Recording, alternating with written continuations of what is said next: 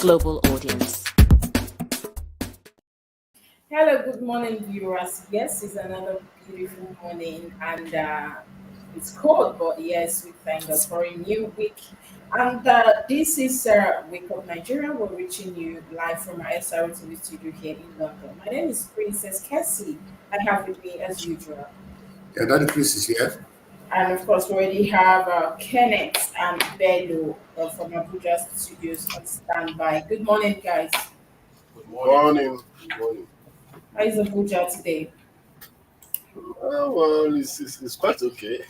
It's quite okay. Mixed reactions, right? We've seen that APC is actually flying high.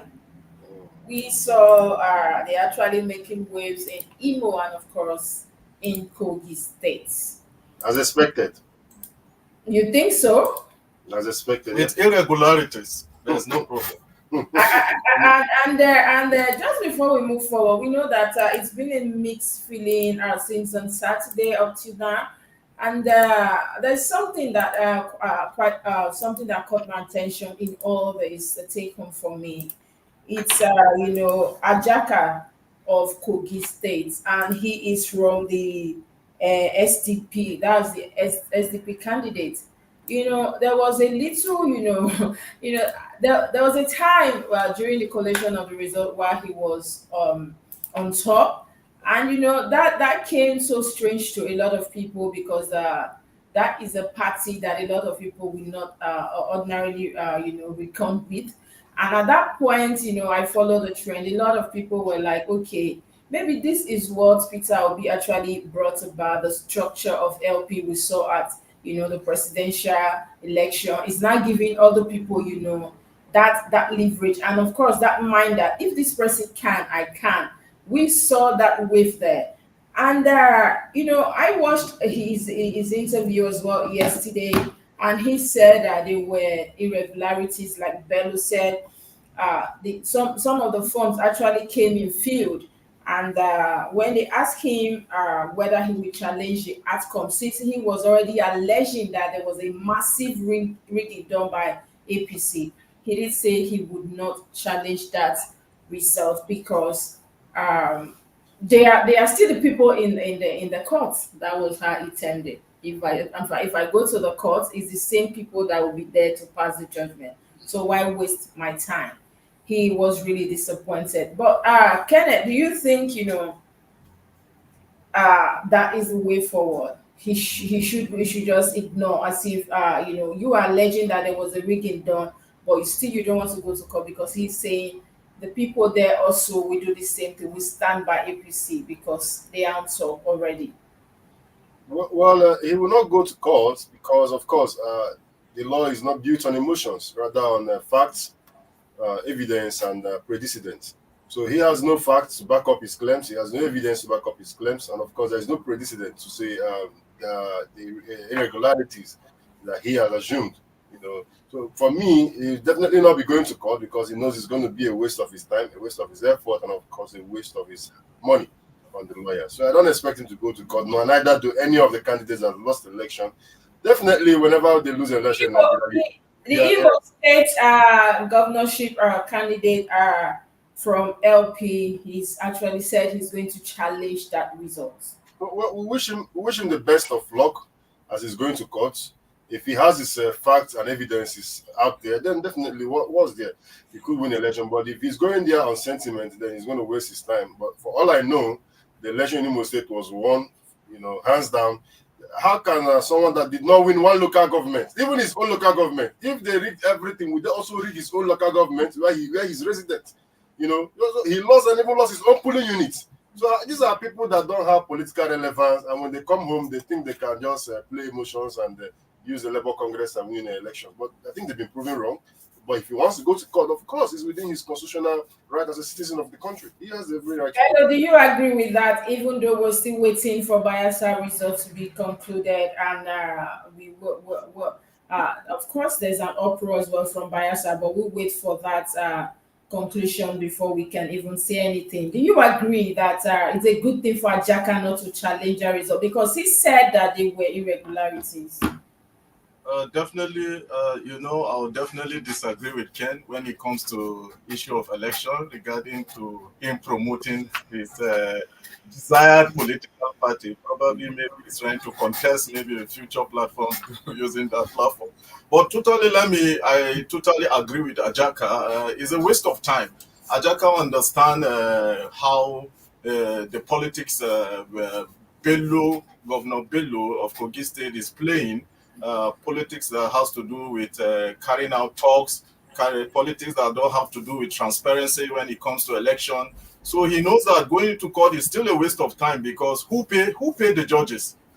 When you come to Nigeria election, who pay the judges? Actually, it's the federal government. And who owns the federal government? It's the APC-led government that owns the federal government. So he knows that him going to court is a waste of time. And when you look at his statement, I think yesterday night after the so-called declaration of who won the election in Kogi State, he said that there are, even in his own local government, his father's local government, they rigged the election to that extent. And if we want to look at the political atmosphere in Kogi State, it was so obvious that Ajaka was going to win using the kind of structure because Ajaka came from the APC-led political party, so bringing out these people, and even he was a threat. He was a threat to even the APC, but it's very very obvious, and due to I think there was accusation by Ajaka's camp that the national rep who represented in Kogi State actually had already printed and complete ballot paper even before the election. And Ajaka took it and it was there and he forwarded it to the National Electoral Commission here in Abuja. A letter was forwarded to them. And can you imagine, even when they were calling out the results in the polling in the collation center in Kogi State, they already released a press they said for public consumption. So it's just for the public to know. But meanwhile, people who are already in the collation center are not even aware what the national rec. So imagine such kind of thing. So now, don't you think, Bello, that would not be a good case for him if he heads to the courts? Ajaka news that him going to court, like I said, is just a waste of time. Princess, let's be realistic to ourselves. Who pays the judges? And who pays the court? Bello, It's autonomous. Bello, what is the margin of the? What's the margin of the? The margin was actually, I can prove it with cases. The margin was actually 400 to 251,000. Over 200,000 votes. Over 200,000 votes. So there was a rigging even in Okene and three other local government. Even the local government that belongs to this is not funny. We know that. It's funny. So Hassan Ajaka, who is popularly known in Okene, has just 22,000 votes, when the other people have 100 and something thousand votes. It's funny to me because you see, politics is grassroots. But Kenneth, are you aware of the pre-filled forms? Sorry? Are you aware of the pre-filled forms? Is it not an allegation? It's all hearsay. Are you but it's not hearsay. But of course, we heard from INEC. INEC said they are going to investigate. Okay. That means of course, it's expected. They are going to investigate and they are ready to the election.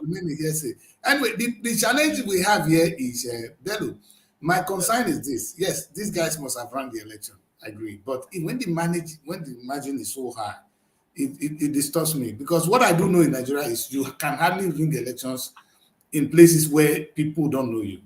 You understand? Meaning you have some people on the ground to help you win the election, unless Yaya Bello is really using Togri.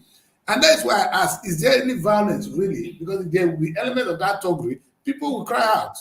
You understand? If people didn't cry out, meaning it is the local that ran the election for the people. Because that's two things I want to say. You understand? One, with what I understand in Nigerian election today, there are people in every local government, for instance, right? We go there and they vote.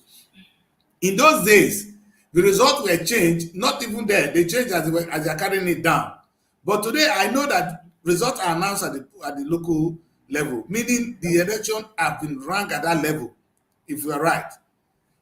If you don't have supporters at that level, who's going to win the election for you? So, if you look at what happened in Kogi State is a very interesting election. If you look at what happened, there was accusation, and it was shown, there was a video circulating on social media that INEC already brought out on print ballot paper to the polling unit. There are already on print ballot paper in the polling unit. But what did the security agent do? What did the INEC official do? No, they didn't do anything. Did any of the party agent, Bello, did any of the party agent actually spot it out? The party agent, there were cases where there were observations being raised. But what did the INEC do? The INEC didn't do anything. Rather, they said they were going to tackle the situation. At that stage, what can INEC do? At that stage, if the ballot paper had gone out, INEC can really do nothing until they, like they said, they're going to investigate it. But my worry is, Bello, you're right. If the papers are already top printed, meaning they send to them the result that say in there. If that is the case, that is the case. That is the case. Chris, I am still waiting, sir, to see the video. I'm sorry, Princess. I'm still waiting to see a video. At least our opportunity to silence PC a little bit. Can I let us talk first, because we're gonna deal with you today. My worry is this: if Baba, during the time of Buhari sometimes allow some free and fair election. If Baba does not allow free and fair election at this stage, then we have no hope in 2027. Baba is in Saudi Arabia, so he doesn't need to be in town. Doesn't need to be in town to get this thing done. Chris, you know that a lot of I don't know whether any of you have been following the news carefully in Nigeria. That is what I've taken my time to do over up to this morning. And you can see that these people will not just come on renowned station and be saying these things. And meanwhile, INEC, they are still in talks with INEC. INEC is still telling you that is something they will get to the bottom of it. That means it has what I really want, Princess, sorry. What I really want to have today is have a result on the sheet and begin to see how the result came about. You understand? Because this is what the INEC will do. If the minimal, if you tell me, for instance, if you say so boot, and they calculate that the result wouldn't have had an impact on the total result, they would throw away your case, even when they are fraud. You understand? So that is my worry. My worry is that sometimes the result, like you see, is it Imo State? The margin is so large. It's so large. And sir, but moving forward, what do you expect from Imo? When someone, a sitting governor, has threatened the media and also technically threatening the civil servants in the state. He battered the media. Yes, he beat us. What do you expect from that? That is not voting. I don't think election took place in the. I think it's high time INEC to start telling. That is what the Labour candidate. INEC should start telling people that there was no election as far as he is concerned. Okay, so in other words, because we want to be correct. What do you have to say? Did they not beat us out of the place? Does that make your election free and fair? Thank you, sir. You see, I am still waiting. We live in the age of digital technology. I'm still waiting, sir, to see a video of purported talks beating anybody in any polling unit in Imo State. I am still waiting up to today. The election has. We have that of the NLC boss. You did that before the election. That is NLC. We're talking about the real voting.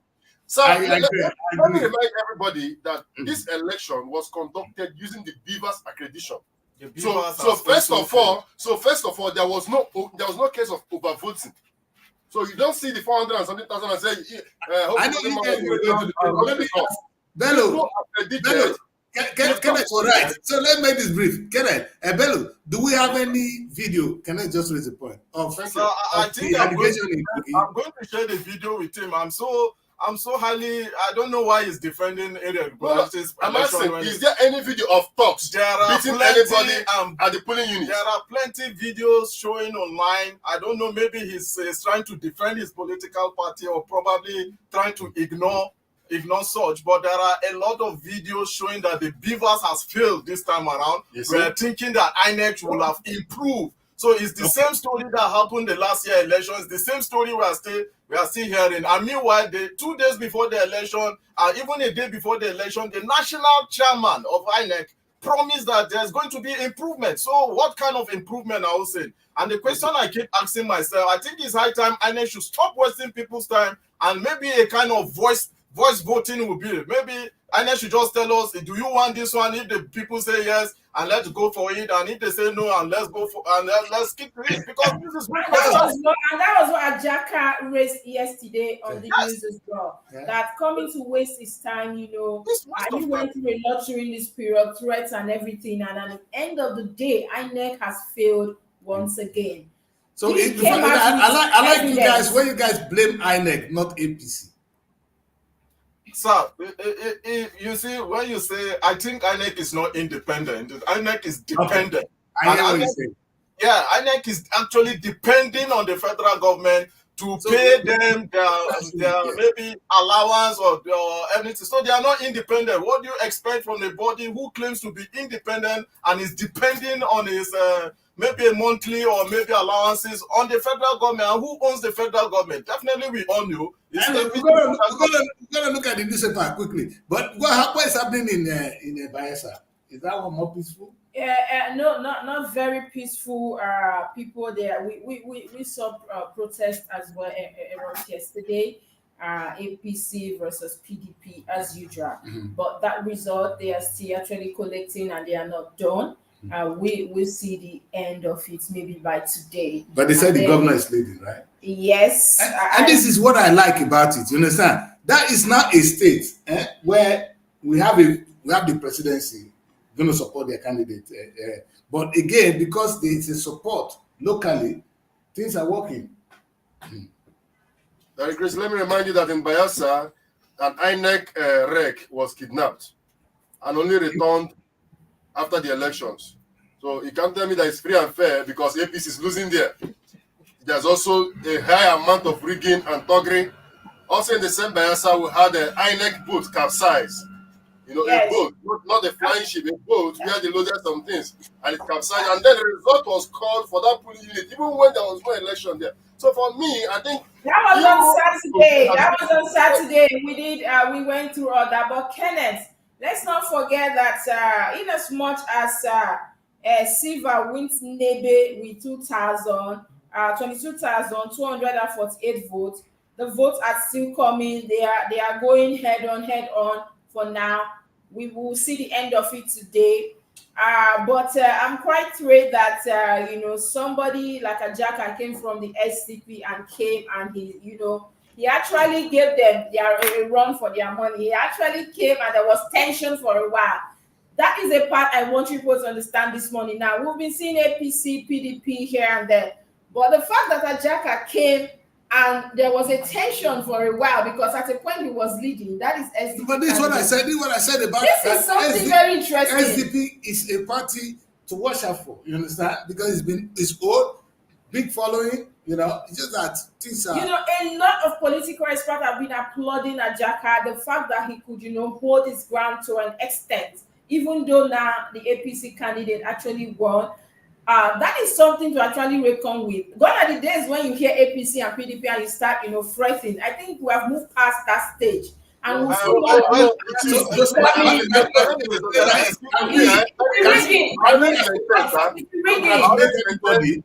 No, we'll wait till the end of today officially. Something. On with the reviews, guys. Just with a very quick one. I always said it on this show that the Kogi elections was always between Ododo and Ajaka. That's APC and SDP. Yeah, Kenneth said that who will want to do a serious election and put Dino Melai on the ballot paper? I was going to ask Daddy Chris that. Thank you for bringing up that, Kenneth. How do you feel that Dino of all people, our Dino Melai, it's yesterday we saw that the margin was just too much. Dino. Anyway, Dino is a political nuisance. I know that. Well, in fact, when I told my friend yesterday that we're talking, I was talking to one of my friends that who said, he said, what do you expect? That do you know that who is displaying wealth? You understand? Stolen wealth because he cannot explain how he got all that money. In fact, it would have been a big shame if that kind of person win a governorship race. You know. So, the person that won today, in that case, is Wike. Because Wike will do anything humanly possible to stop Dino from becoming a governor. It's I was surprised yesterday. I thought that Dino would actually make waves. Oh, you think it's about he went with the dancing governor?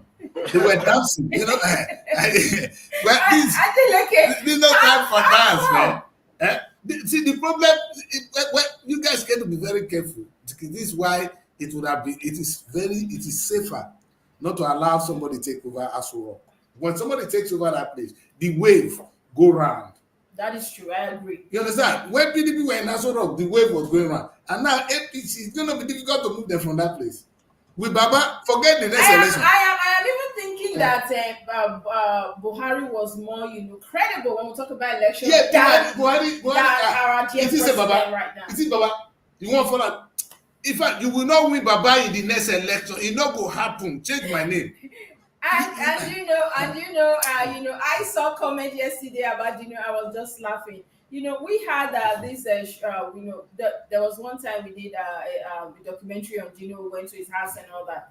And when I listened to him talk, then I tell myself, "Who we won't take this so serious?" Because he was so bragging and all that. I'll take it to my second house and we say, "Do everything, let the FCC come." And I think these things are actually cutting up with him. No, but it's the right word is it's a nuisance. You understand? Because you cannot be doing all this. Look at this. A governorship aspirant being a party, I don't care whatever role he played at the presidential level, it was out of order. I know he was the one challenging, people were clapping for him, but look at the level.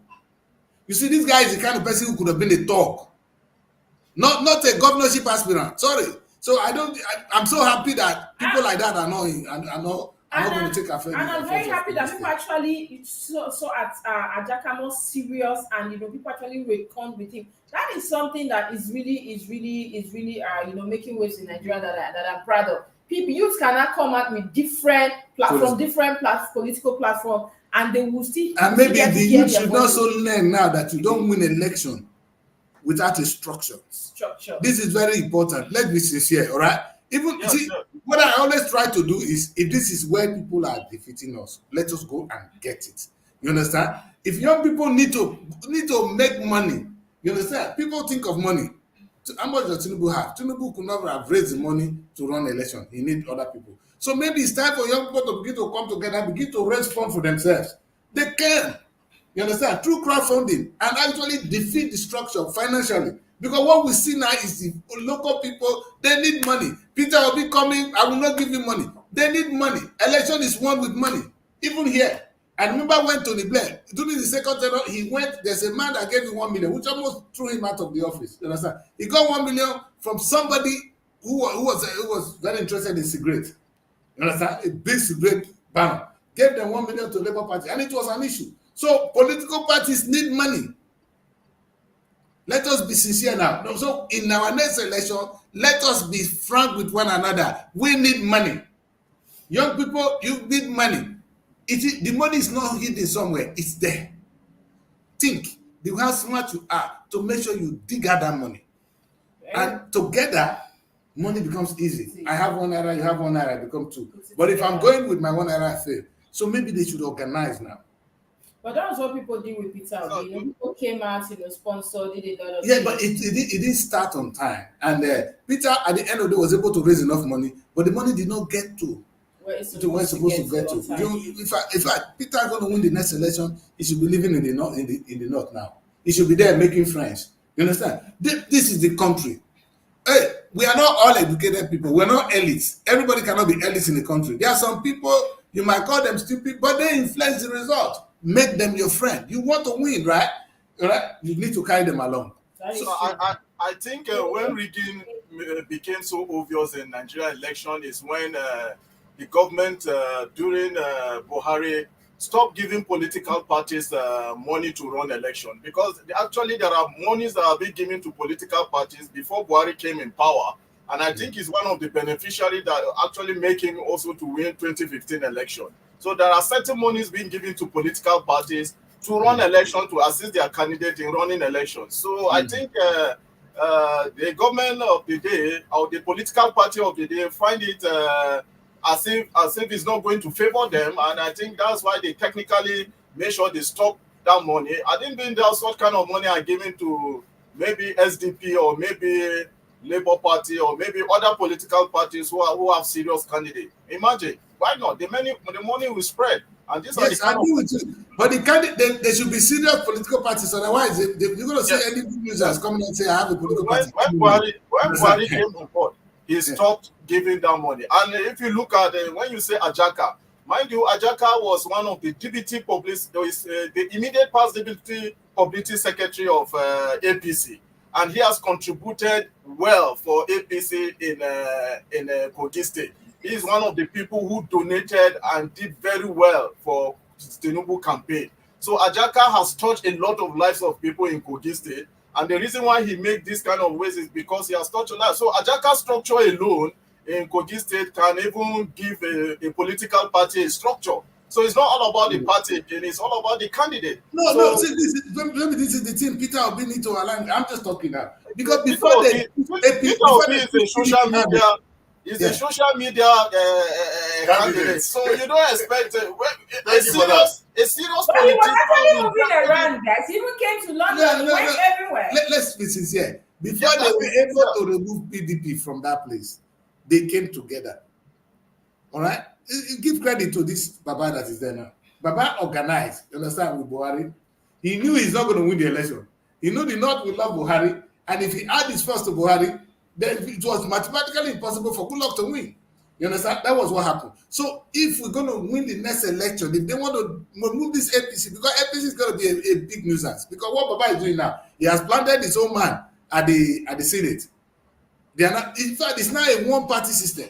It's scary. Which is very dangerous for democracy. And Baba will not stop. Now he's declaring victory. If these three, I hope they don't defeat them with the PDP there.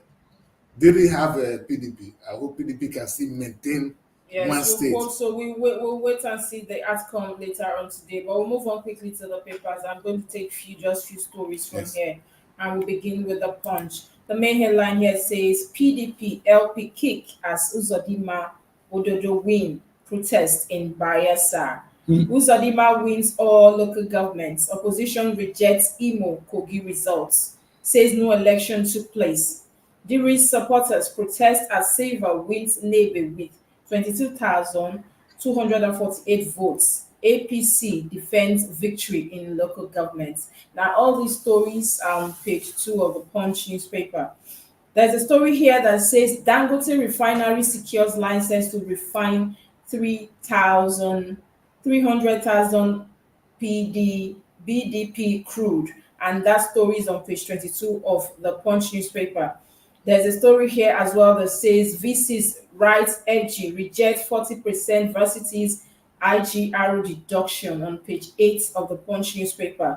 There's a story here that says Nigerians make unfair demands on lawmakers. That is coming from the Senate President Akpabio, and that story is on page 7 of the Punch newspaper. There's a story here as well that says FG aim for 1.9 million BDP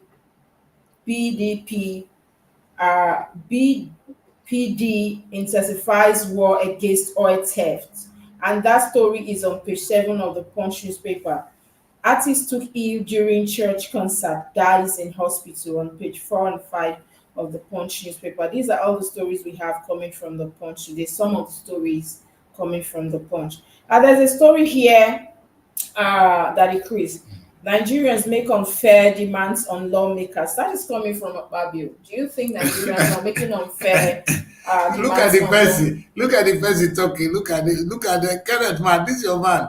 Akpabio in Jesus' name. Akpabio is this one. In fact, one of the things I don't understand Nigeria anymore. I know Buhari did it in the last time.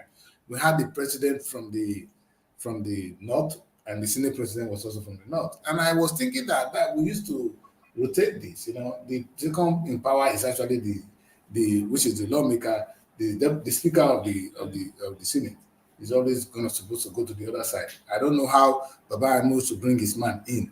Now Akpabio has won. Akpabio, from what I know, has Kenneth said he has imparted lives in his state. It's not somebody I even want to have there in the first place because I doubt his credibility. But let's put that aside. What kind of unfair demand are we making on the legislation? What are we asking? What have we asked for that is? They're only there for a few months now, and we're hearing that Nigerians are making unfair demands. So we should leave them to do whatever they want. We shouldn't. In fact, it's the lower house that is performing. The lower house is really proving that they are here to work. It's the upper house. They are yes with presidency, and with like from the one Kenneth taught us that they are always yes to executive. So maybe Kenneth will tell us more how we have been unfair to his higher house. We call them the upper house in Nigeria today. Kenneth, how have we been unfair to them? Well, so just like you rightly said, I'm not a fan of the Senate, of Nigerian Senate. If I would have my way, I would scrap the Senate from Nigeria because I don't see the job the Senate does. I might be APC, but I stand, correct on some things. I can't for one day say this is what Nigerian Senate has ever done in Nigeria. It's always the House of Rep that makes the laws that try as much as possible to fight for Nigeria. The Senate, sir, has always been going there for constituency project. I've always said that. So whatever about they say, probably people are asking for the constituency project. Well, let's remember that when they campaign, they are the ones that even promise this constituency project to their people. I'm lost sometimes when I see a senator campaigning and you're saying, I will build schools. I'm going to build health center.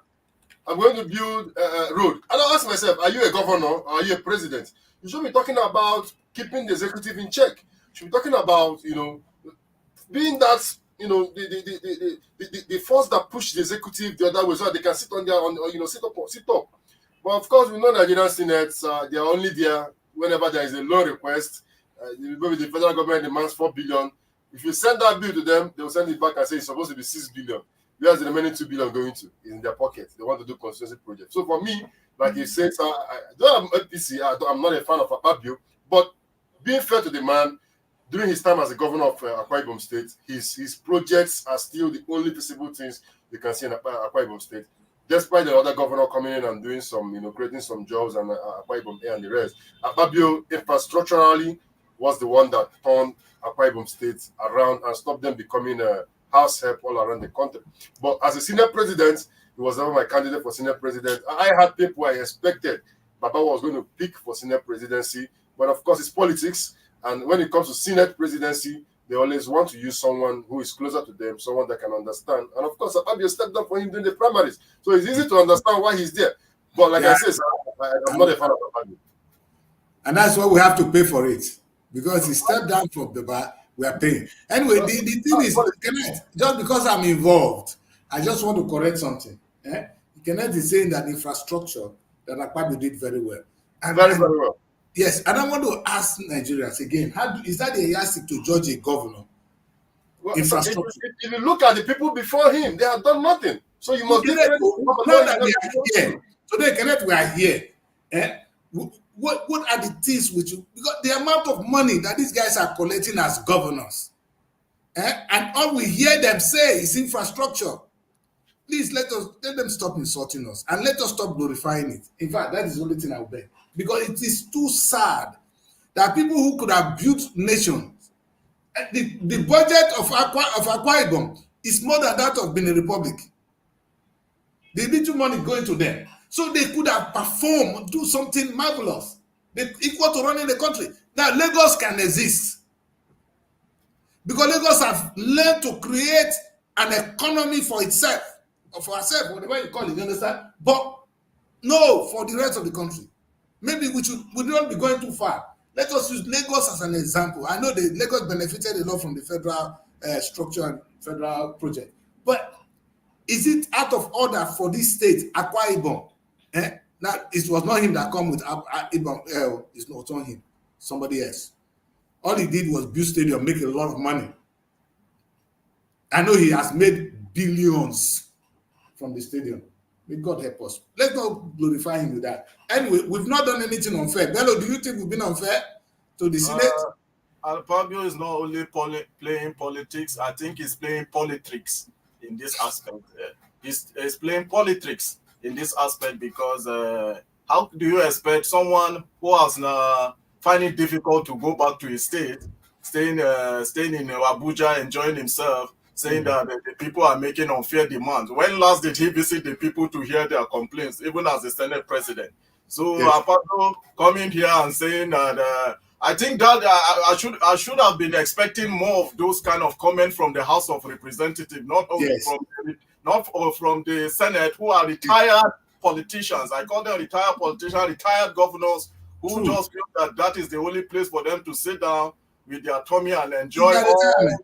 all Yes. the money they think they can accumulate in Abuja. Because when you see some of them even after winning election, they don't go back to their States. constituencies. And saying that people are making unlawful, unfair demand, I think is totally coming from someone who it's not fair for someone who we feel is the Senate president and is not even making that. Yes, Nigeria have the rights to make demands, because like Kenneth said, they will come during election and make a lot of promises for people, and you think people will not wholly account to that. It is not done anywhere. So coming to say that we are making unfair demand is because what you told us that you are going to do, you are not doing it. So I think coming from the Senate president, someone who is holding the number 3 position in the country, is totally wrong, and he shouldn't complain for that. So it's highly disappointing.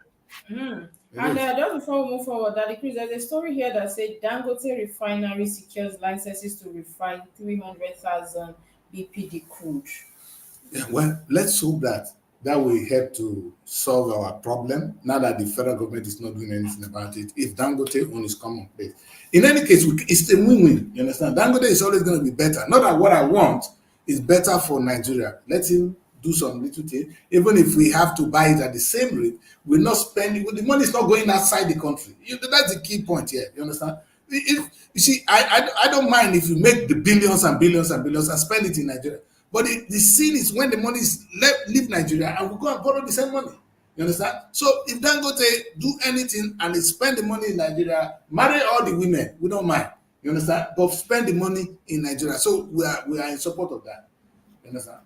Okay, and Kenneth, there's a story here, just briefly before we go. VC's Rights FG reject 40% varsity's IGR reduction. We saw that story last week. We did discuss on it as well. Did you even see this coming in the first place? Well, of course, with Nigerian VCs, what do you expect? When they can't even tell us how much is their IGR. Most of the VCs you're talking about today, writing and saying, you don't want you guys to take 40% from what we generate internally. Are they even generating anything internally? You understand? We talked about the last time why we have schools that teach fishery and forestry, and they don't even have a botanical garden to sell flowers, or a fish farm to sell fish to the average Nigerian, or a poultry to sell bears and eggs to Nigerians. So what are they generating internally? I think the only reason the VCs are writing this is because they don't generate enough. If these VCs are, utilizing the strength of students, utilizing the number of students, utilizing the technical know-how of their lecturers to generate money, I'm telling you, 40% giving back to the federal government is nothing. When the federal government virtually pays all of them their salaries, takes care of capital projects in their schools, Exactly. to still intervenes financially. One or two things. That is the sin. Very selfish. Then let me tell you, because in fact, I'm of the opinion that the biggest problem we have in Nigeria are the VCs. Today we are complaining about election irregularities. All the election in Nigeria that was conducted in the weekend were all conducted by VCs of different schools. So for me, until we sanitize the university. Well, that's Kenneth is making a very valid point. Yes. In the first place, the thing that sickens me, and you guys know my position, I don't think federal government should even be paying. It should be spending money towards our university. You understand? The university can fund itself. It's like you've created a job for your children. You understand? They inherited it, and the least they can do is sustain it. What is going on in Nigeria is it's a stupid culture. That's what was going on in the UK until Tony Blair came. Tony Blair said education for all. Making education for all He didn't do it with his own money, not with the government purse. He now said, let us privatize, let the university run an independent structure. If you have a board that runs our universities, not just the board, you see the funniest thing now is all these universities, they still have a board. Siphoning our money, doing nothing. So if the board are responsible, you're going to have some kind of permanent boards or even appointed board to run the affairs of the university, meaning the university will raise money through the student loan scheme, let students pay their school fees, and the school pay the salaries of. So there will be no more strike. No more going out of the country to go and study. Because Nigerians sometimes we want to blame the government. Maybe that is what Akpabio is talking. VC should be telling us. But we are not making unfair demand. We're going to make salary, we're going to pay school fees. Minimum. You understand? 100,000 will not kill us. But because you will get a student loan. I'm not saying go and look for the money. You get a student loan towards that. It's only when you work and earn a lot of money, that's when you pay us back. Because the country will invest in you and you, in fact, pay back, invest in the country. That is how it's supposed to work. So I'm in support of that. I'm looking towards a time where our VC will take responsibility and this ASU strike story will be gone. Well, we'll move on quickly to the next newspaper, and that will be the Nigerian Tribune newspaper. We're just going to take a few stories because they have quite a lot. And the main headline here says APC in sweeping victory in Kogi, Imo. Bayelsa to be decided today. The writer says Labour Party ADC rejects Imo results. LP agents manhandled, bundled out of coalition center in Imo. INEC officials held hostage in Bayelsa. Identify, arrest sponsor of electoral offences, Sarah tells Yakubu. And that story is on page 20. All these stories are on page 26 and 7 of the Nigerian Tribune newspaper. Edo South changes political calculation, dwells on numerical strength on page 4 of the Nigerian Tribune newspaper. As well, we'll have a story here that says new Supreme Court justices emerge this week. FJSC to nominate to NJC. And that story, it's on page 2 of the Nigerian Tribune newspaper.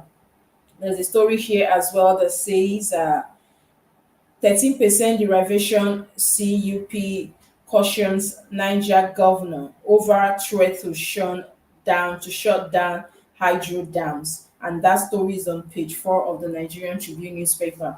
As well, we'll have a story here that says Bauchi Emirates sacks 6 traditional title holders for improper turbaning. And that story is on page 28 of the Nigerian Tribune newspaper.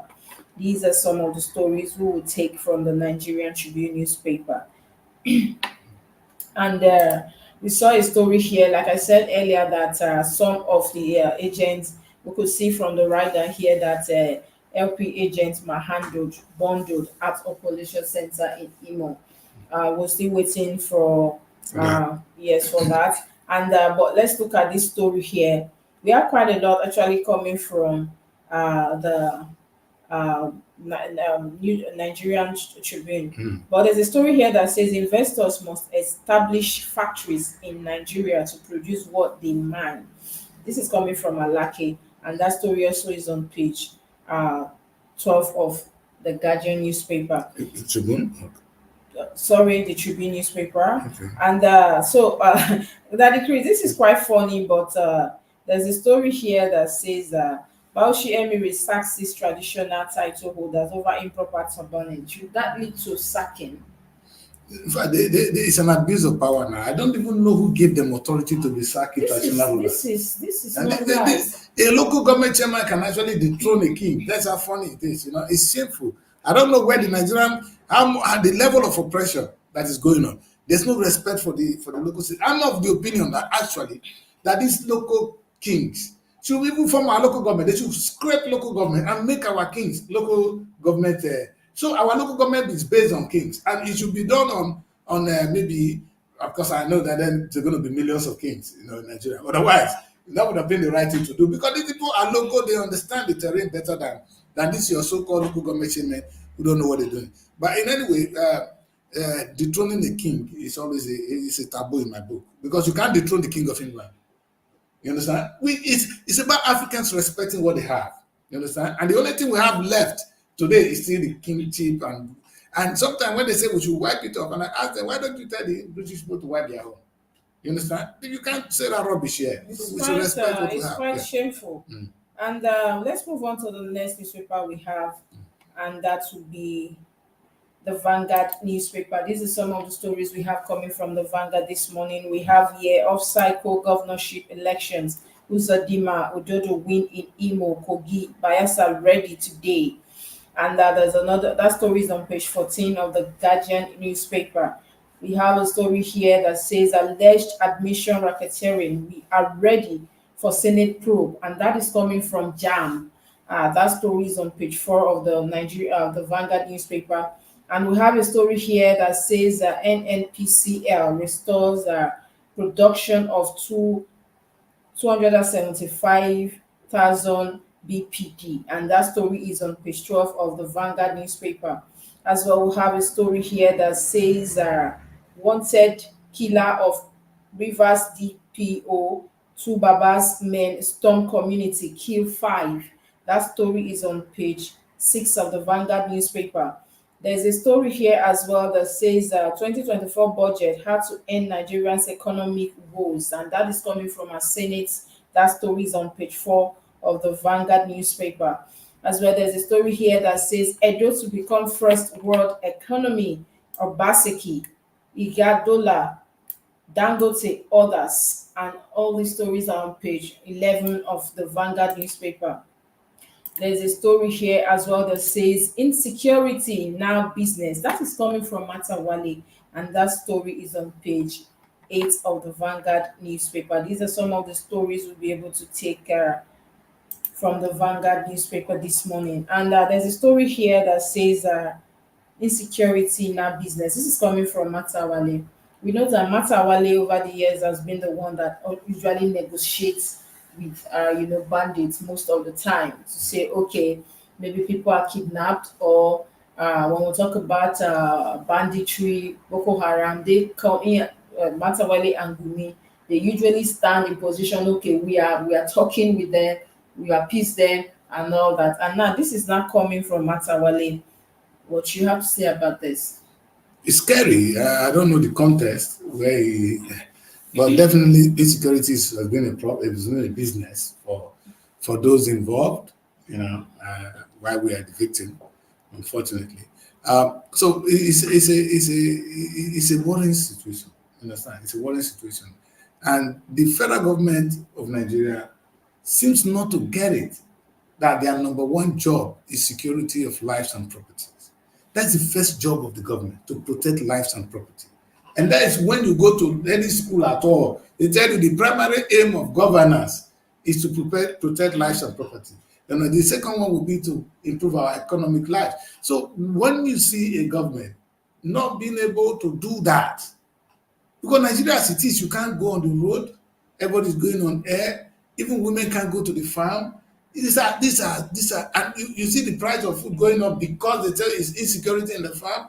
And now this man saying that it's a business. Because the federal government need to know that they will have a big challenge. Now people are monetizing it. So be it. Why would they not monetize it?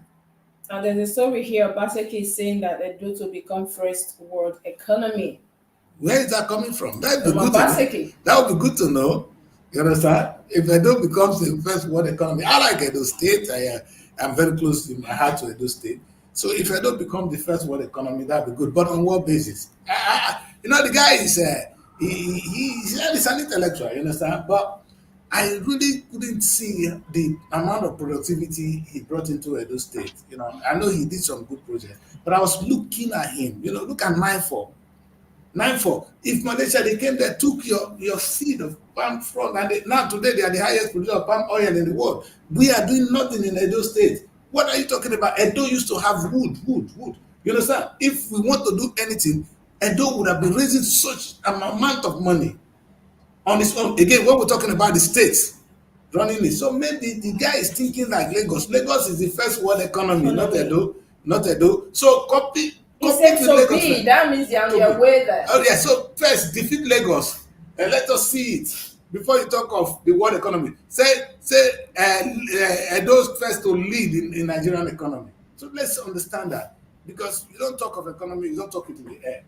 That is true. Talk it cheap and we do not buy it. Exactly. Now, there's a story here, Kenneth, that says alleged admission racketeering. We are ready for Senate probe, and that is coming from JAM. Now, over some time now, we've been seeing that. I'm quite happy that I went to school at a time where even me JAM frustrated me. I know that I don't think there's anybody in Nigeria that did not write JAM, except for the very very brilliant kids that do not write JAM like twice or two times. Then we'll see the struggle, passing JAM. But now we're seeing that even with they have to computerize everything, thinking that will be the way out. But some parents are alleging that JAM is still selling. You pay from a very with a very high connection. You just go, your chats go there and sit, and they leave, and they will still get whatever they are looking for. And we know that there've been issues. Now the JAM is saying that they are ready for Senate probe for alleged admission racketeering. Well, Princess, you see, for me, I think the Senate is not even smart. What the Senate should be doing is to scrap JAM off, because I don't see the role of JAM. JAM is just like a middleman, and whenever there's a middleman, there will always be corruption. Because when there's someone in between trying to be between this and this, then the person has so much leverage that they can do anything. JAM should be scraped off. I studied the way the Europeans, the way they offer admission. I don't think there's anything like JAM. You apply to the university that you want to study in, then they give you their test, or you go through their procedure. God bless you, son. Let me tell you this. Yes. If the government employ the model I'm talking about, it is the university that will be looking for students. Thank you. Because it becomes a business for the university. So you're going to employ the best and engage and try to admit the best student. You understand? And it's going to be two things you have in mind: the most qualified and the one that can pay. Do you understand? So you want to use that too. And it's no more the business of Senate or the business of one JAM. The university will be responsible. Are you the one looking for people to go to all these private universities? Is JAM in charge of them? And then JAM comes and they say it's 140, 160.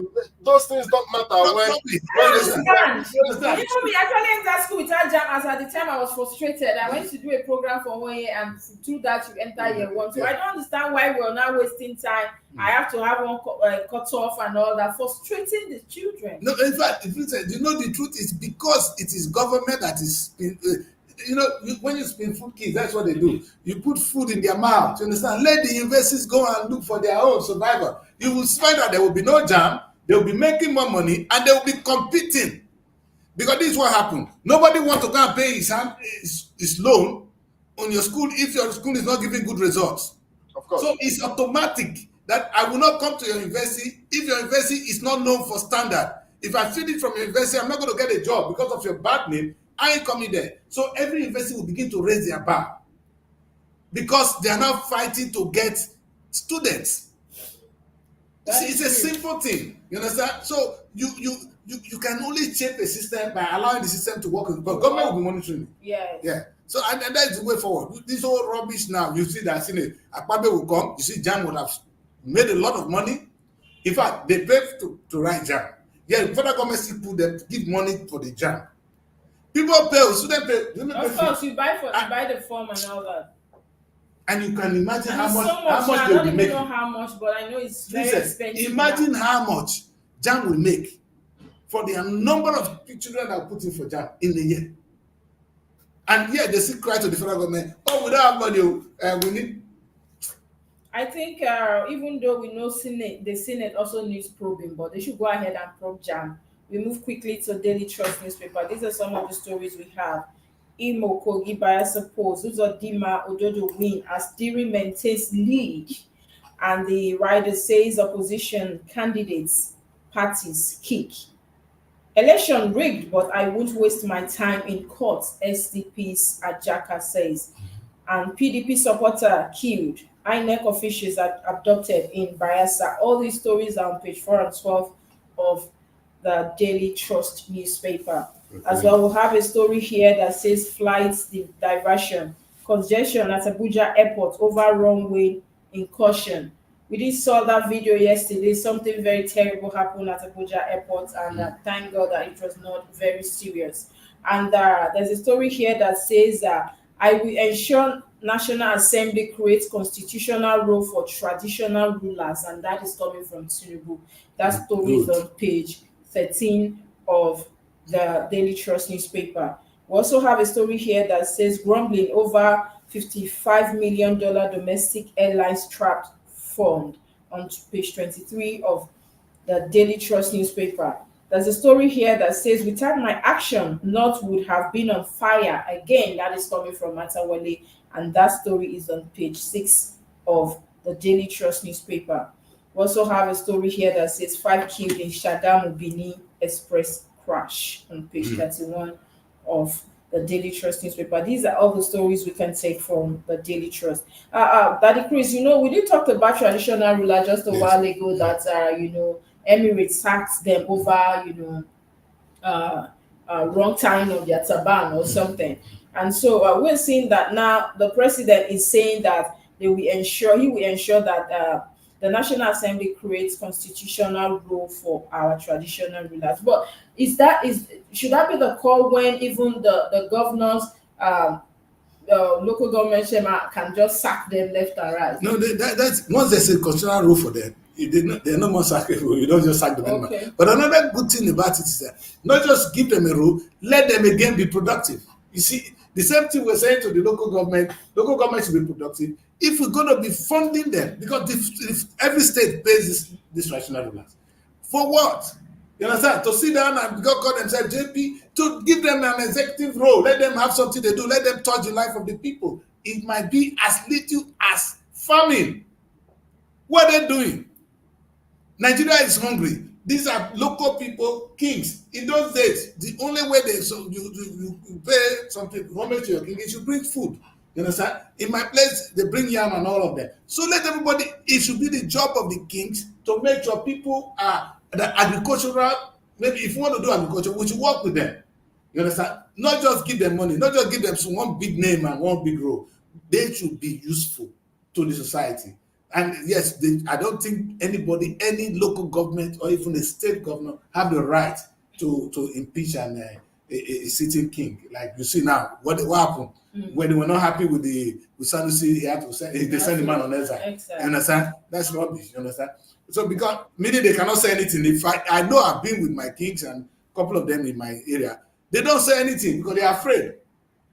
They are afraid, man. They can just God. So because the governor is giving them some peanuts, it just invite them. Like I was even attacking my own kings the other time. Invite them, they go there, they put them in a classroom, like they talk to them, address them as if they're children.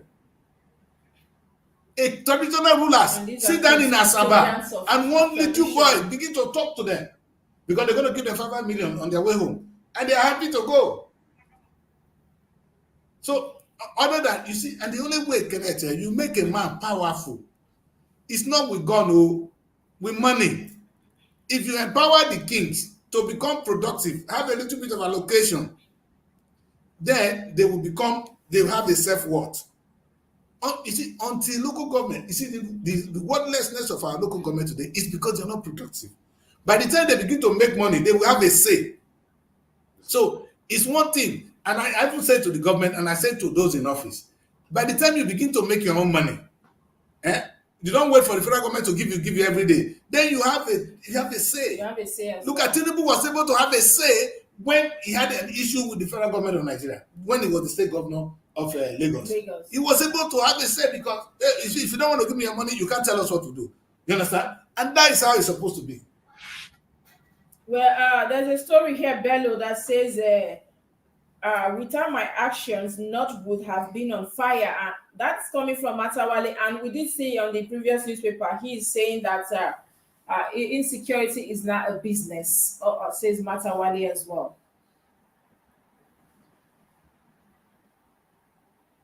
Hello, Bello, are you there? Okay, maybe. Okay, I think you're okay. What's going on in Abuja today? And we also saw that I don't know maybe what. they're Yes, I think Matawale. I don't know what's going on with him, but Without my actions, not would have been on fire. Okay, should we now say, well done, sir? Congratulations for making sure you stand as a middleman between Nigeria and the bandits. I And didn't even get to know them. that is the thing.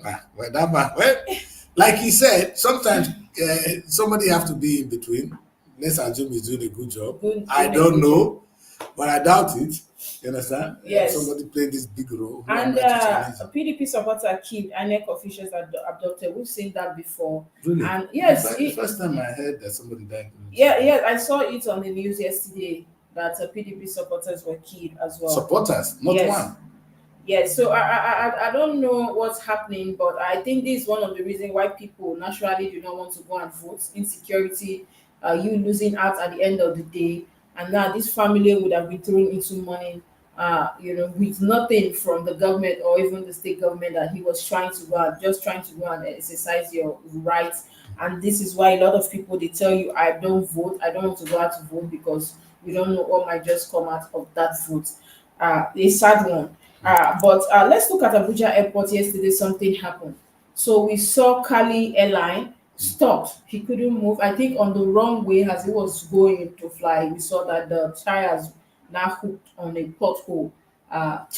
Somewhere. It was really. I don't know. Maybe that skipped my mind. I would have played the video where he was on the wrong way. The tires were not stuck on, and you could see, on the wrong way that there's so many cracks on the wrong way, and so that they actually got stuck there. So yesterday they were trying so much to make sure that they bring, the plane is big, of course. Of course. How do you bring it out? So they were struggling yesterday. I think that's why we now have the congestion at Abuja Airport yesterday. But thank God, no life was lost. Nothing. No, it wasn't more than that. But Abuja Airport is one airport I know they've spent so much money on. Should we have at this time, 2023, we'll be having such wrong way where tires are not getting stopped? What if something had happened? Maybe we don't hear of this incident always, so we want to forgive them. Yes. And that they should do this on time, get this fixed on time, because you don't play with the airport.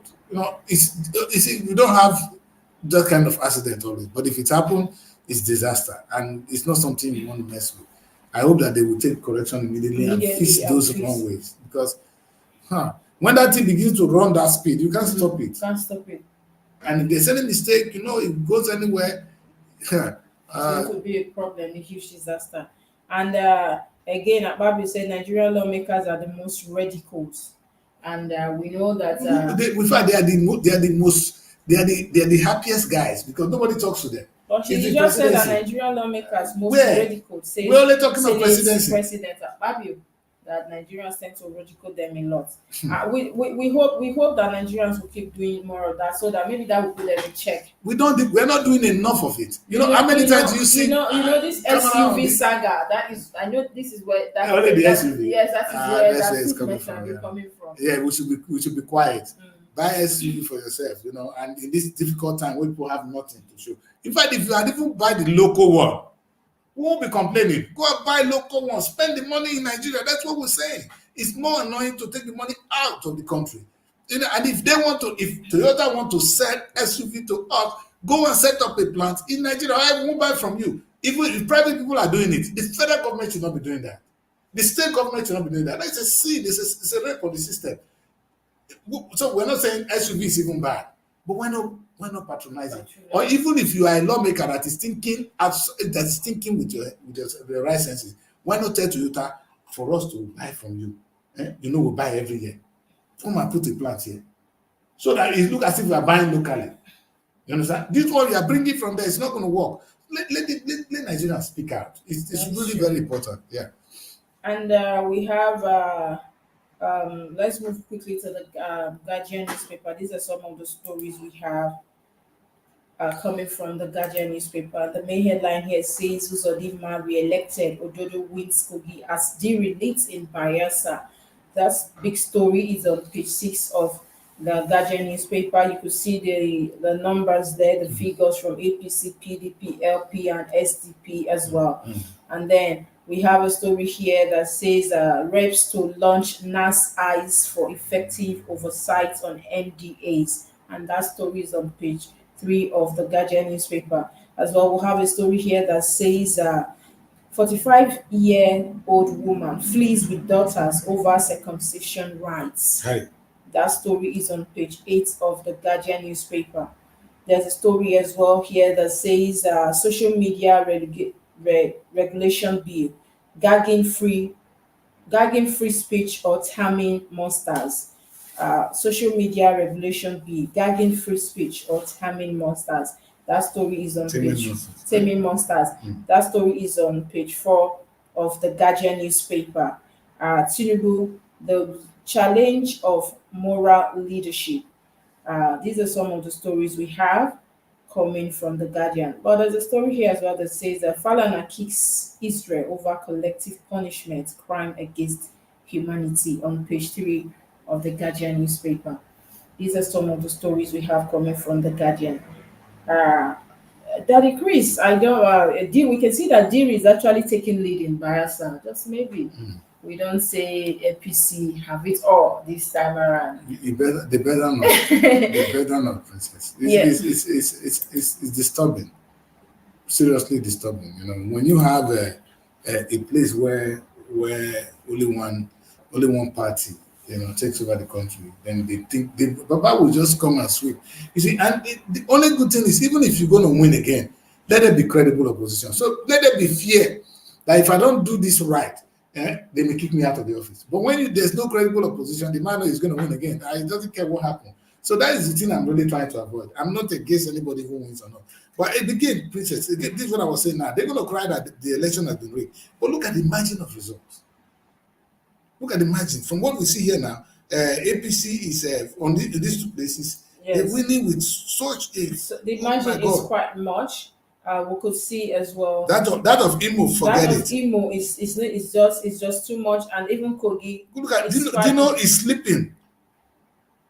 46,000. When people are talking of 446,000, okay, that's why you said the other guy got almost 260,000, Yes, which is quite good. Yeah. Yes, so that was a run, if you ask me. Yes. So coming from somebody that a new party or SDP, not a new party, but not the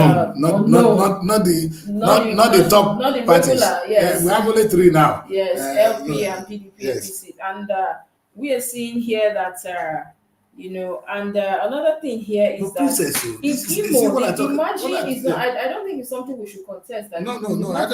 Forget about that one.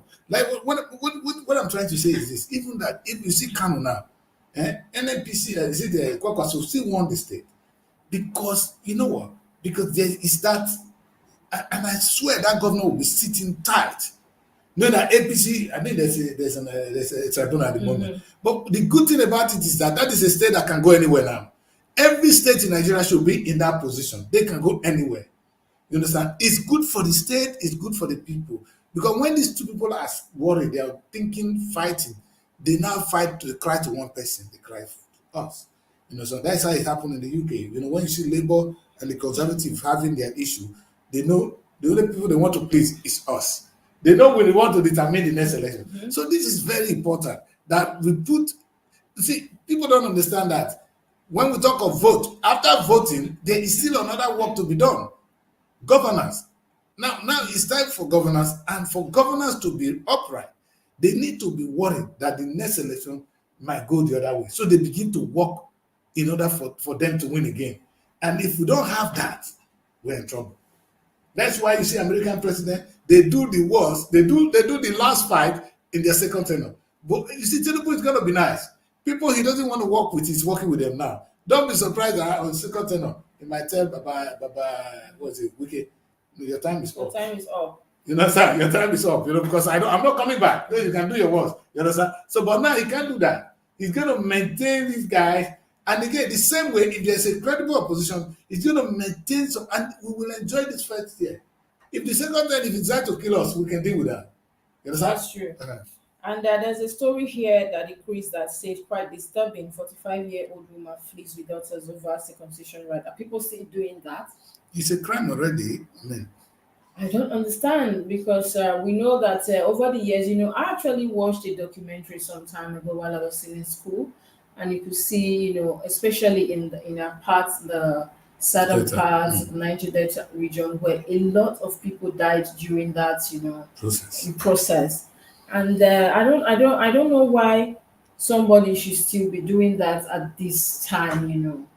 It's medically unsafe.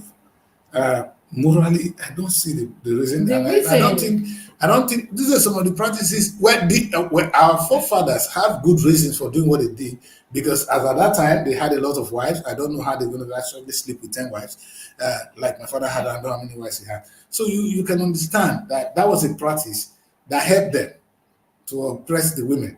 But women, don't forget, I was in a Black History Month, and there's an old woman that said, "Listen, I was circumcised and I did enjoy sex." So it was a different story, you understand? Though the young women are all against it. No, today it's illegal and it shouldn't be practiced at all. And so that let's not woman even need talk our about help. the infections that come with the process. I know then when you look at the rate of infections as well, I knew one auntie then in my street that after her own, she was supposed to get married. Then I was quite little, but I know her mom, I think her parents were close to my mom, and they said she was circumcised. Very beautiful woman. And what happened that she now got infections. They took her to Benin then, and they were running up and down to get her treated. So I think we cannot deliberately put people through pains in the name of keeping them in check. I just want to believe that a woman that wants to be in check will be in check regardless. Yeah, certainly. You can't even keep a woman in check. That was in those days. Not in this modern world. There's nothing you're going to do that's going to keep a woman in check. In those days, women don't have that. There's no exposure. Today, there's slotting. This lot is happening here. A woman who has a mobile phone, you're going to talk to the rest of the world. How are you keeping her in check? With what? You understand? So, and it's, like you said, a woman that want to be, they want to, any women can keep themselves in check. So let's leave that for them. And the question is, whatever they decide to do, we're no more even worried about it, to be honest. Modern guys are no more worried about what women do now. You understand? We just believe, okay, what it is, you understand? And then, Chris, moving forward, just before we move on, social media regulation be gagging free speech or terming masters? Wait, the question is sometimes the regulation may be gagging us, you understand? Free speech, taming monsters. Maybe that's what they're trying to say.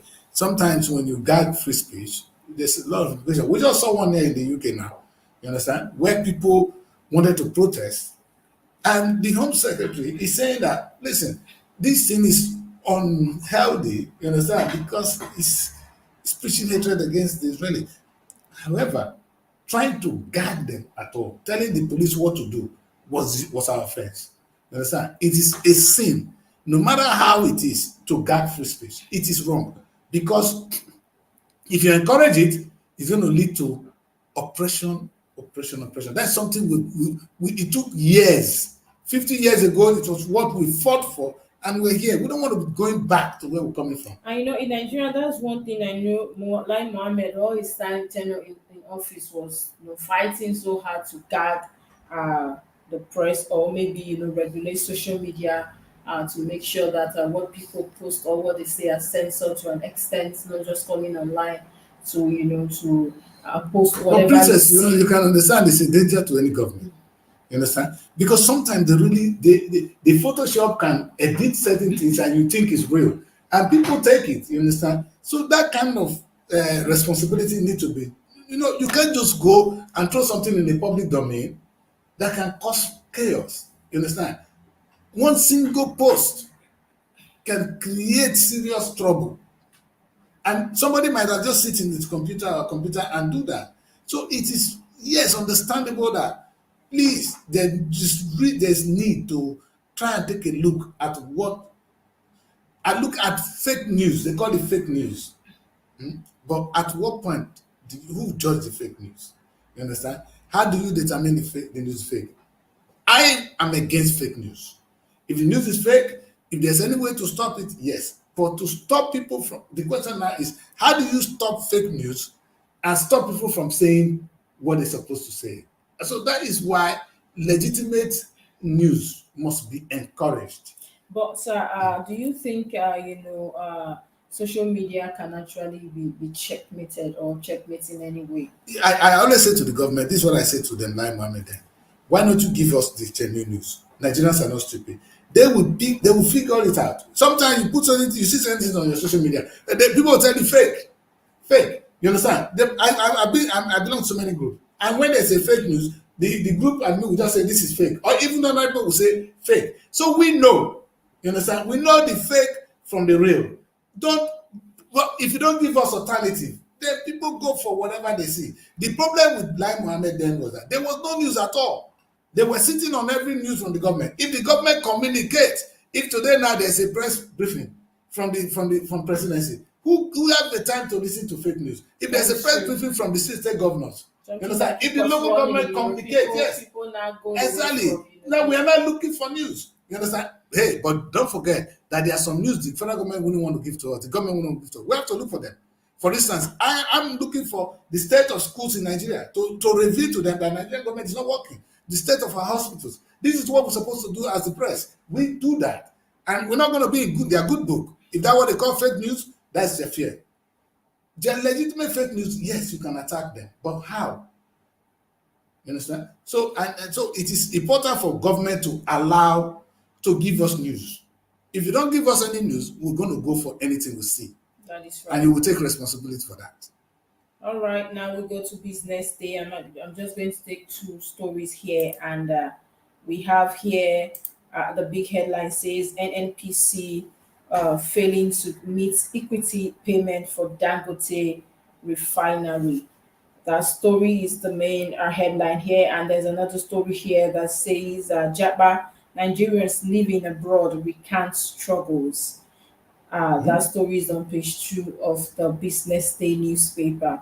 Daddy Chris, what do you think? You know, we already know that Japa is already a syndrome in Nigeria, and we know that the rate at which Nigerians are now living. I spoke to somebody yesterday. I wanted the person to be on a show this morning. He did promise me, and he said, "No, I just submitted application. I have to be at the embassy. As you are seeing me now, if care is not taken, and from there, self I go. I know they go back to my state. I'm so excited when I get to abroad. Don't worry, I'll be on your show every day. I don't mind, but this is the struggle now. I have to leave like it's a matter of urgency."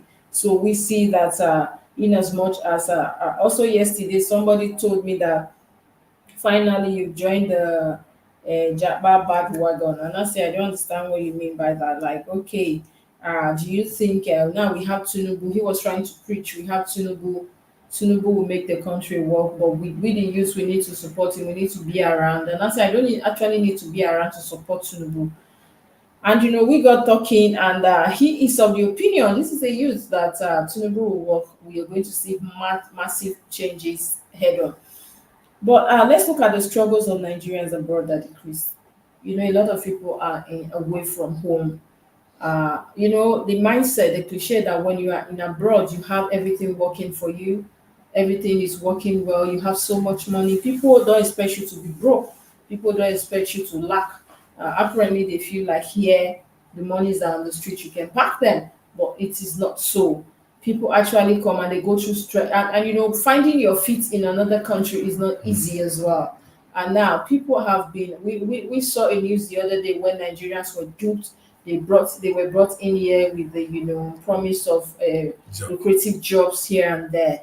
What do you think we can do? Because you can actually tell people not to migrate if they choose to migrate. Yeah, that's the thing. That's the part I stopped. I've been of the opinion. I've been advising people, please do not leave Nigeria because of thinking that it's better here. Mm-hmm. It's not. But again, when you tell people that, they ask you, what are the alternatives? You understand? With the government that is very, very careless, doesn't understand, not in tune with what is going on, what can you tell them? However, if you are now deciding to Japa, just know that it is not all you think about. 90% of us. And this is the thing. Let me explain the difference between the life in Europe and Nigeria. The car we drive here, if you see me driving a new car, I have not paid though. You understand? Your car is paid for. You understand? Our car are not paid. Princess, I can tell you 90% of the homes we own here are on mortgage. We are still paying. Probably pay before we die. So we don't have the kind of financial freedom as you guys thought. But the only good thing about here is At least my child will go to a school. I won't be worried about his education. Like if you're in the UK, I will have free medical facilities in the UK. In America, you see how, but at least if you work, there's job. You will have a life. You can build a future.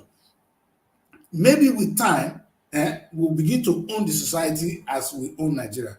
But right now, you don't think you're going to leave Nigeria, especially if you're almost 40 years old. You come to UK, you're going to spend 10 years of your life trying to settle in. To settle, to find And because if you settle in, your certificate, for instance, is not going to bring you in to start by doing some odd job. And then you start to, take 10 years out of your life, you're 50, your ways don't go down like that, decrease on. You are gone. So, and I want to say, is it worth it? I don't know what to say anymore. I do know that, please, do not jump. Do not jump. It look beautiful here. Everybody wears suit. It's all looking great. We take good picture. We don't tell you. Sometimes they say there's always light in Europe. And I say, yes. How many of you are home to even want to use the light? Do you know we go to work early in the morning? They go to 2 jobs. So you leave one, you go to the other one. Are you even at home to enjoy the light? I know you don't have light in Nigeria. Are you at home to enjoy the light? You understand? So many freedom. We pay a lot of taxes here. Last time I was telling people about the salary structure in the UK. Minimum wage is 1.2, 1,200 pounds. That's the minimum wage today. But if you take a flat in London, it's minimum of 1,000 pounds. You will get a good flat in London for 1,000. So if your salary is 1.2, where are you working for? Where you working? So you can't even afford a home. The only reason people stay in London is the one they got from the council.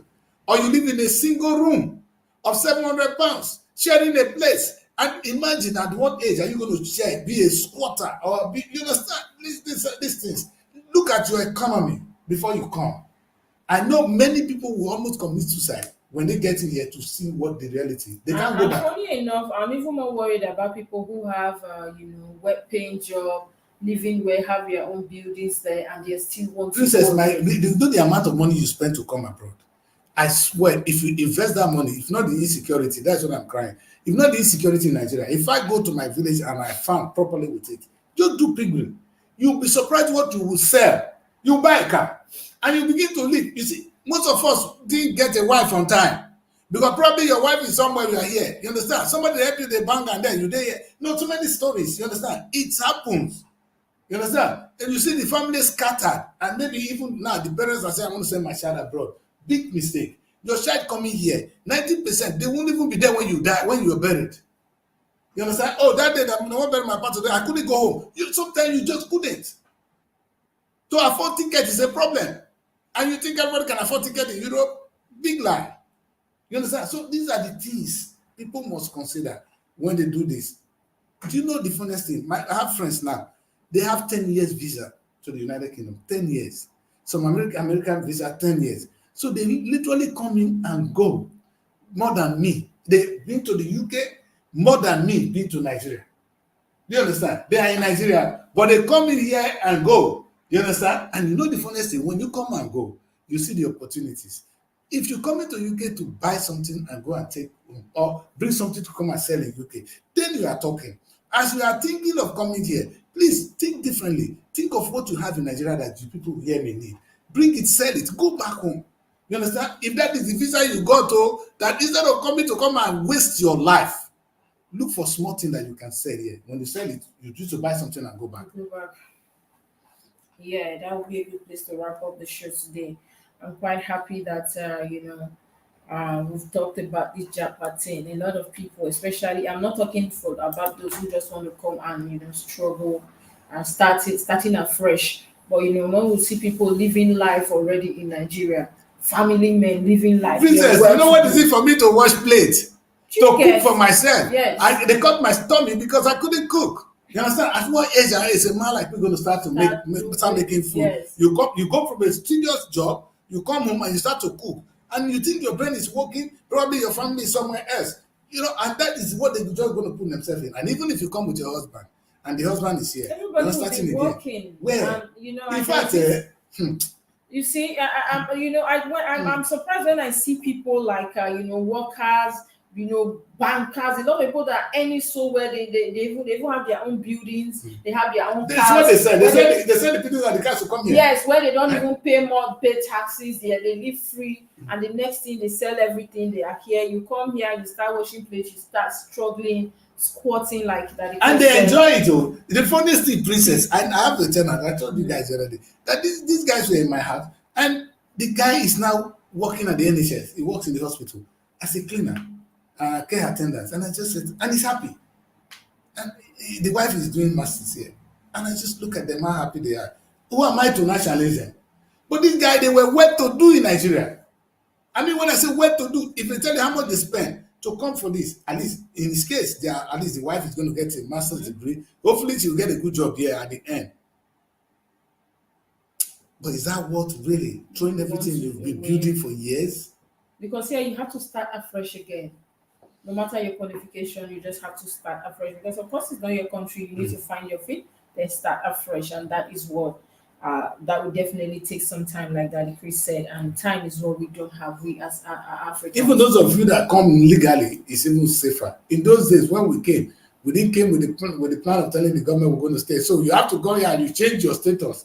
That is the beginning of your trouble. The beginning of your trouble. All your certificate wiped, all your life wiped, and now you started something different. You're born again. I did a movie, with Srtv then, and I call it. It's like a second baptism. You change name, you change life, you change everything, you change status, and now you're facing a new reality. What do we do now? How do I face this? You can't go back home. That's the problem. You cannot go back home. Expecting so much already, and maybe you will spend a lot to get here. Where are you going? To do what? And these are the things they'll ask you, are you mad?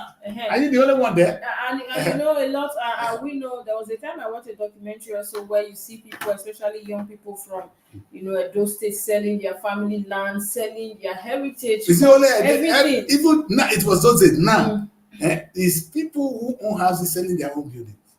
Just to make sure they go away. Now, what happened if things didn't go well? You now have to come back to nothing, but we don't pray for that. But anyway, we hope that, I think too, when our government try to do the needful and people don't see reason to start running away, that's what we're saying. It's okay. The funniest thing, the government have this human being to work with. You understand? If this thing is totally a waste to the government, a rape on our system, because with us, there's labor force in Nigeria, and we have the natural resources. How come that you have natural resources, you have the people to harness it, and you cannot harness what you have? That is the shameful thing the government is doing. And our government, that's why I said, stop praising any government that spend money on infrastructure. You have human resources. You have natural resources. Use the human resources to harness your natural resources and begin to make money. Anybody that don't make money is not a government. It's not a government in my book.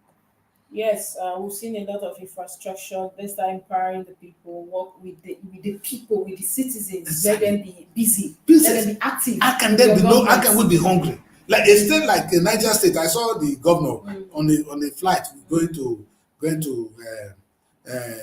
Mecca, with president. And I said to myself, if this young man only know that going to Mecca now, I'm going to ask them there, how do you grow your agric? Because my land, I can grow so much and feed my people alone. If only Niger State can just feed their people.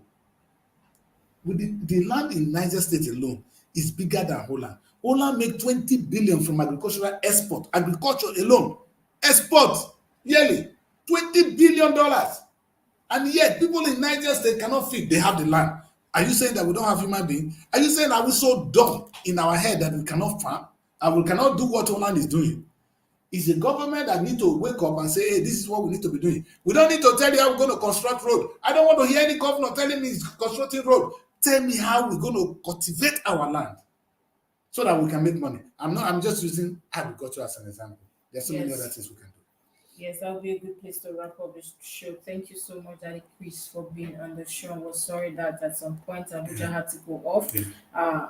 Hopefully we do this again tomorrow, but let's start the week on a positive note and vibes as well. Let's not forget our SRTV packages. We have so much. Our travel tour, we book your tickets for you. We have our renters, we have our equipment, we cover your events also, and of course we have our magazine as low as 30K to showcase your brand as well. And let's not forget our, production outlets where you can just walk in with your crew and you start shooting. Everything is already listed for your use. Follow us on our social media handles. Follow us on Instagram, Facebook, YouTube. Subscribe. Invite somebody to the page and leave us with your comments as well. Let's remember this new week that when we all go out and think positive, think outside the box. We must not think about what government can give us. Let each an individual. I'm trying to bring in I a like girl, that. I like a that. girl on my show this week. Daddy Chris, you will be wow. This is one of a kind. The girl I want to bring on the young achiever. She's 25. You need to see her brand. This girl takes, this waste can plastic soft drink, Coke, Fanta. She cuts them, and I don't know how she does it at home, and she turns them into beautiful earrings, beautiful jewelries that people are now calling her everywhere. We want, because they are beautiful, and she's 25 years old. Okay. She is so small, Daddy Chris. And now you needed to see these videos and the way she makes cut this and she sits at home. This is The an initiative. productivity. When I say productivity is what we need to be preaching, that any governor, any local government, any president that is telling us how we're going to do infrastructure, go to hell. Tell us how we're going to be productive. Nigerians can be productive. This needless running away, jackpot syndrome, all the economic household, people cannot feed. The insecurity will be addressed the moment people become productive. Because who want to go to prison? You see, when people realize that their life is worthy of living, they don't want to go to prison. Right? It's only the worthless people say, I have nothing to lose anyway. You understand? So by the time you begin to, and government do not need to provide jobs. Government creates an understanding of job. I don't even want to use a namely environment because that language is being abused. Government making me to realize that I can be money maker by just going into a Greek farm. Maybe I start making fish. If I grow up in the riverine area, I want to construct a small pond and make. Princess, imagine it takes nothing to bar a place and begin to put your fish within the river, and you have your own pond. In fact, you will be swelling. I'm quite sad. No, I think Nigerians, the youth should start to think about, things you can do, on your own. Think of being productive. People sit down and wait. Thank you, and man. wait. Yes, and wait. and it's not their fault. Princess, it's just I like. know, but even the ones that are not being productive, it's not their fault either. But they decide to do something. No, Princess, this is it. This is it. By the time I don't even blame the government, because the governors, the one we elect now, they've been told, or they've been in our DNA right now. A good governor is the one that constructs a lot of roads, like Wike was doing, making math, all those ones, and everybody were clapping for Wike, and I'm not confused. You understand? And you see, within me, I was boiling that this man could have done a lot more. You use the money you're going to use to build life. You're using it to build a law center. And you're calling people, they're going to commission this. It's commission this. With the money they got to, it's a sin. You understand? But you know the truth? The governor is being conditioned that way. By the time we made it clear that today, the new era is that of productivity, that the governor will be productive, the people will be productive. In fact, Princess, there is nothing, you know the funniest thing? It's only in Nigeria that you can start a business with 100,000 today. Get a POS. You feel.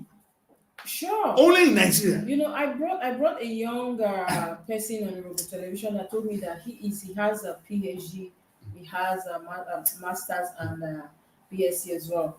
But when he came out no job, he said, okay, he was looking at his compound, the place he's living at, and there's space at the front. Yes. So one day he was just there as usual, no job now, and they were joking, he was gisting with a friend. He looked at the space that, do you know I can actually do something here? Yes. I don't have to now pay for a shop because of course I don't have the money. Let me talk to my landlord. And he did talk to the landlord. The landlord said, no, I don't want you to cover it, but you can sit there. So he bought an umbrella, that big umbrella. Yes. And he put just one chair there and table and POS. He started 1, 2, 3. He now have up to 10 POS. So imagine that this 10 POS is making 1,000 every day.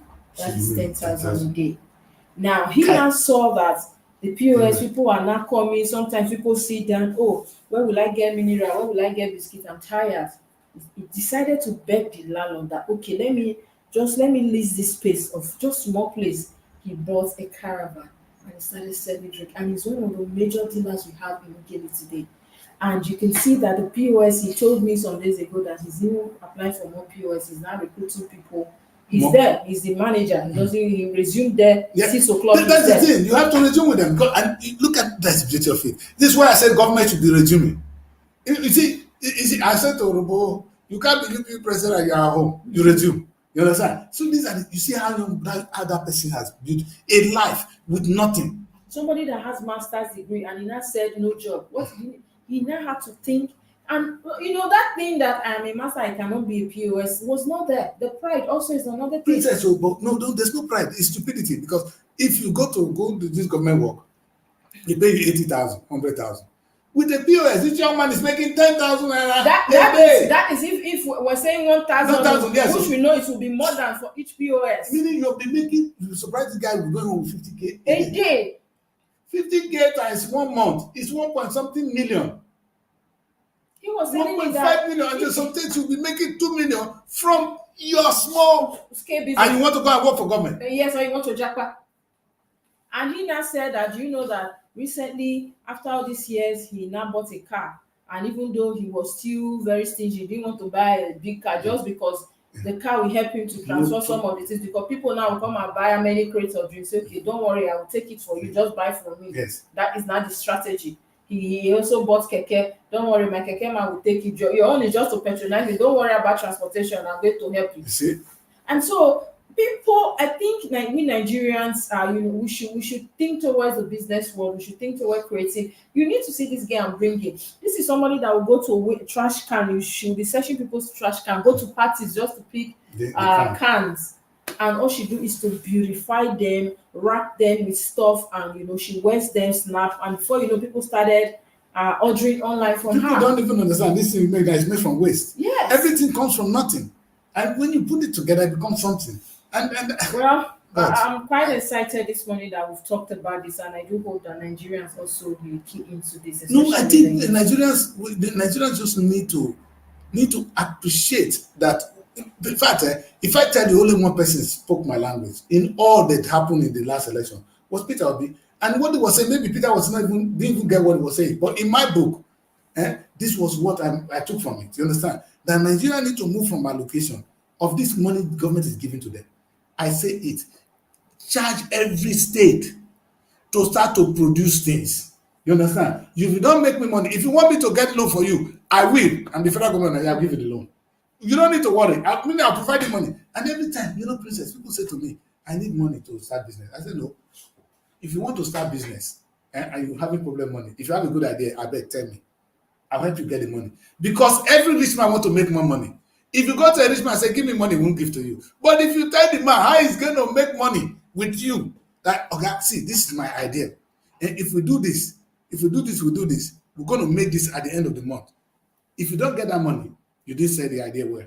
Because every rich man want to make more money. Don't go to him and say, give me money. And they need idea. The only thing that is easy to get to start business is money. First, conceive the idea, believe in it, be there to show you can deliver it. Then the money will come. I think this would be a good place to wrap up the show and something to kick your week running as well.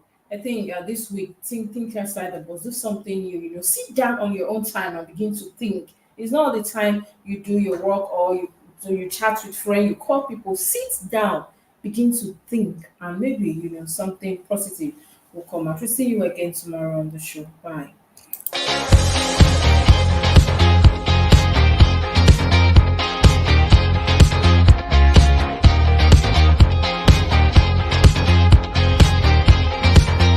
Are you a filmmaker in Abuja and its environ?